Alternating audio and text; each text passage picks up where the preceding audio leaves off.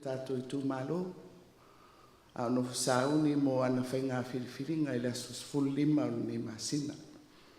Whaftai le alofo le atua, te ina mailo tau soifua, ma tātou wola. Ia e tātou te whapene iai i le nei aso. O le nā ua whiofo whai, tō whai le ngua matua, ia whapewho i whitalainga ia sale aula. E tu sai o tūlanga masani o le tātou wheiloa. Ia o le matangofia leo o le tātou tū ma le tātou wanga.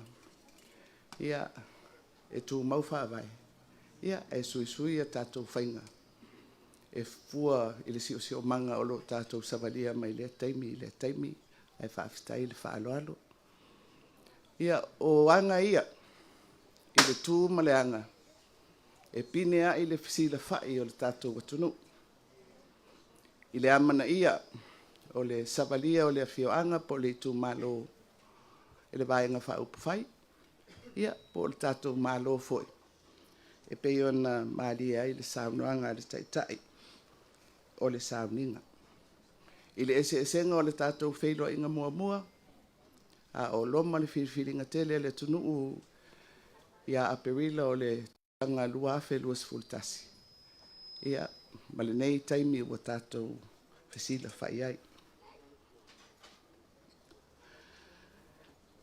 Sa tātou le whaatasi le taimi nā whio atua i le Itumalo. E momoli atu le tō whai le ngō matua i sau tō whinangalo. E avea ale. E whai ma ave fua o le vaenga whaupu whai o le whaatuatua i le atua Samoa utasi. I le pālota la ititi o lo manei. Whaafitai se whaatou whala inga ma sau tō whinangalo. E tuina atu le tō whai le ngoa matua. E whapena o na avea ma se tasi o a inga o le whaatuatua i le atua Samoa utasi. Ai mai se i le tau mawhai atu i a tātou pālota la iti. Whalongolongo ma le tutoa i le whiau o le nei tai au. E se foi le langona. E ma eu le whaali mai o le whinangalo o le alii mo tātou. Le autu o le nei aso. Wai te tātou le atua, God is with us. O musumusu atu nei le sunga i aponiu. Pia wa uma le malaunga i le matangofie o lana saunoanga i le nei tai au. Ta ia la ina atua i le tātou mawhau whaatasi i le aunga ma le whaamoe o le so. Ia o le tusi whaitau aso le e whakasa sauno ia le sunga le taitai o sauninga. Ia o le so o lona aunga lea. God is with us, wa ia te tātou le atua. Al vai aso atoa o le anapongi. Anapongi o le manatu autul na whaasoronga o tusi whaitau aso. Lea ua whai umai le aso nei. Ma momoli ai lava le whiau lea. Mo tātou le tātou poto. Po Fiame iei le whaamoemoe. Whaamoemoe o le Itumalo Faleata le whaamoemoe o le malo.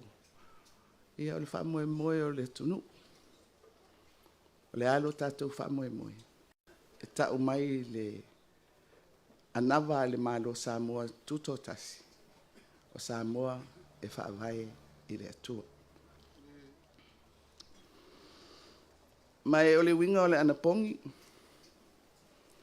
O le vavae lea o le taimi tātou te mafuta i maleri. O le vaenga le nei, e lua aso le vai aso e anapongi ai o le asongfua ma le asfareile. E whaasoro uma i mātou le whaafalitui. Ia manisi foi o le tātou ainga. E mori mai le whiau i aso ia e whaasolo. A o aso lulu foi o vai aso uma. E whai ai le lotu te talo, e whaasolo fo i ai le tātou nofo amatanga luenga. Ia, pe o te whaamatalaina le nei mea. Pe fo i o na atangia mai le saunoanga le taitai o le sauninga. o le ngoa o le vaenga whaupu whaile nei. Whatuatua i le atua, Samoa ua tasi. O le tātou whatuatua i le atua e fusia umai le tātou atunu.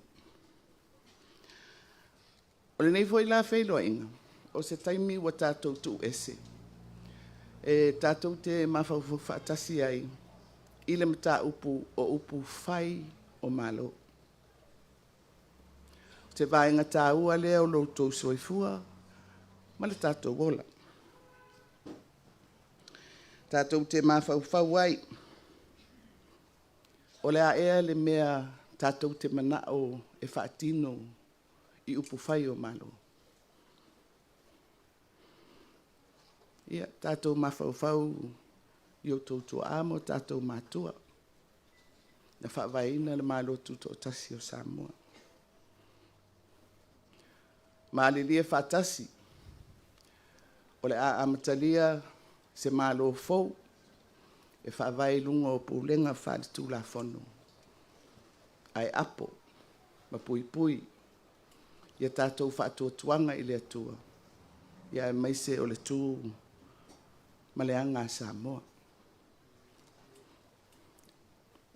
O le mele nā tātou te pai ai, le whaavai lea na amata e o tātou mātua.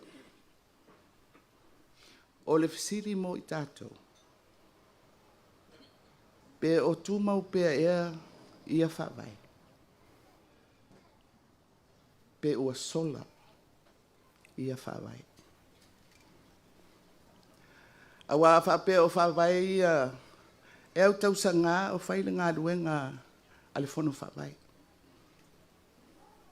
Ilo ilo, tala noa, o le ale uinga o le malo, a o le aunga lava, a ua tātou maali lia o le a whapea o na whai, o le ale me whai ai, o le manuia lau tele o tangata Samoa.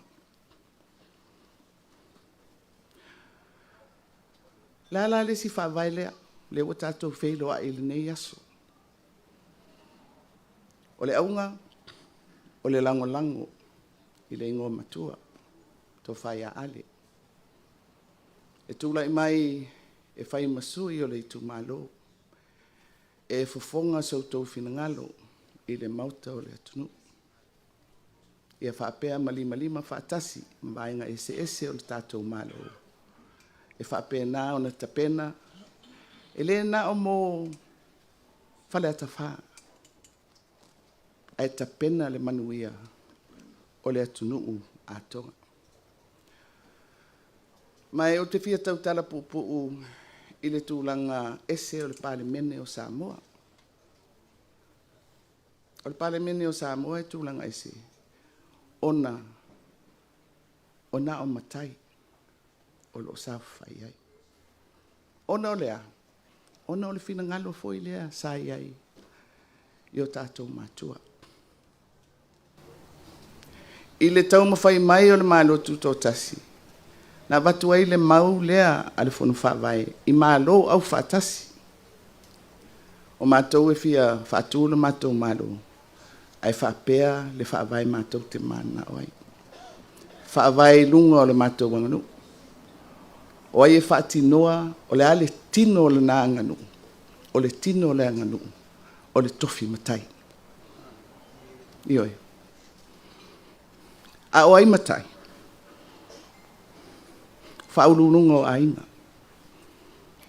Whaulununga o nu. Whaulununga o Itumalo. O le matai mo ia lava. Ele ai. O le matai mo ona tangata. Ma le winga lo loto, ma le winga tā ua le nā o le mau. Ata mā o le whanu whawai.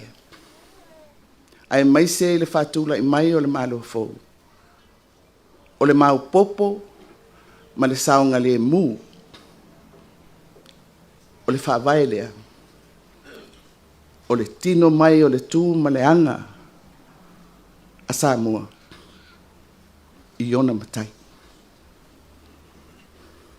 Ia, Ona matai faipule ia. Faipule o le mauta. Ai, o le winga lea le tātou te poto ai. O ala mea matai ia e fai tutonu o le fono o le ale atunu. Le ai lava se senga o matai o tutonu o le fono o le atunu. Ma matai e saufa fai tutonu o saufa inga pulenga anu mai Itumalo. Awa o le aunga o le manuia lau tele o tangata. O le tofi o le matai e taita. O le tofi o le matai e tausi o na tangata. E apo o na tangata. Awa o le afo e ale sai e whaalongo i eis taimi oile tama e si ia o waile tama. Ono le ale nganga e tau ave uma tātou tama. E le aise a nganga whapito. Ia malisi winga o le tofi o le matai. E pui pui. I pui pui tafa uma o le soifuanga whaale tangata. Ai mai se le tausinga o le mamalu. E le o le mamalu whaamasi si. A o le mamalu o le tausinga o le tamali anga o le tangata soifua. Ia le Itumalo e Faleata wha. Tawia no whapea atu li tūlai mai o le tātou whainga malo, le tātou talanoa i le teimi mua mua. Fofola atu ia le anava ale vaenga whai. O le nā foi wautou sirisila ua amata na whaanga solo atu nisi o Porkalame e whaatino ai anava ia. Ai ise au te lenga o le tūlai mai o le whainga malo. Ale whātua tua i le atua Samoa o tasi. Ia tuu atu i le atunu. Le awanoa mea whainga luenga a la oa le tamau a inga e whaso atu. Ina ia mawhai ona tātou tau ave whatasi. Le ngā luenga o le ati nai o le tātou atunu. E ta imua le whainga malo. E tā pena le whainga malo. E wha malo si au le whainga malo. Ai Faleata wha. O le manuia o Samoa. E iou a au o matou lima. Me le tā uai le fisiri lea. O le ale mea tātou te mana nao iai. O le tali. Pei au le tangata soifua. Tātou te manao. I le ola manuia, ola fia, ma le ola sauloto. Ioi. Ai le mawhai ona tātou whaia, pe a tātou maua i le anganga o le manatu whapitu. O te toe fo i lava i le whawae o le tātou tofi, o tātou matai Samoa. Tātou e tausi o tātou ainga. I lei fo i lase e se sena. O tātou tau te tausi i tātou watunu. Ma tātou manatua o tātou whawae.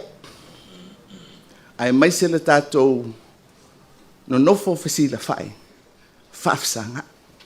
Ma fuanga fo ilna le sa vali mai ai ia le vaenga whaupa whae le nei. Sui o le tunu. Ina ia whatu mauina pea.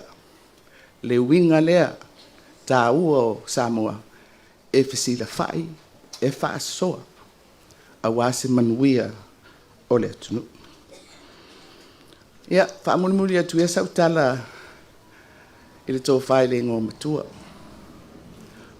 Ia, te re tau whaamatala,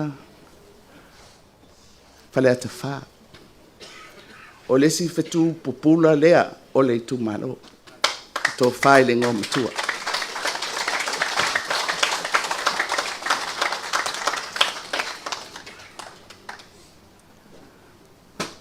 O le tūlai mai o le ngoa matua. E mo moli atu ai foi le wheau lea i o tātou whawai. O e whaia upu.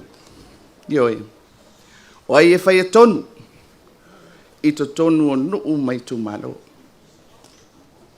Whaasolo atu e lango le ngā luenga ale malo a wase manuia o Samoa. Ia, te nofua mo mawhauwhau alofa ia ali. Tasi le nei whaipule e se le so wā o lana whainga malanga whaipule. Faleata, te ua lava taimi o so wā.